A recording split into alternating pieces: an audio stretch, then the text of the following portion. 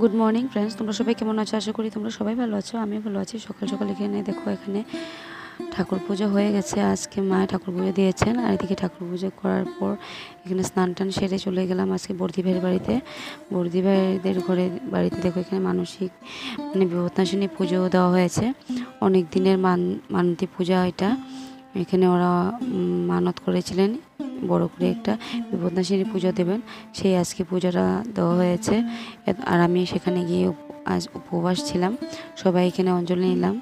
খুব ভালো লাগছিল, এত সুন্দর হয়েছে পূজাটা। কি সুন্দর করে সব কিছু আয়োজন করা হয়েছে। তারপর মামি দেখো, এখানে সব কিছু সুন্দর করে প্রসাদের জন্য প্রসাদ বেড়ে রেখেছেন, সবাই খাবে বলে। তারপর এখানে প্রসাদ নিলাম, ভোগও রান্না করা হয়েছিল।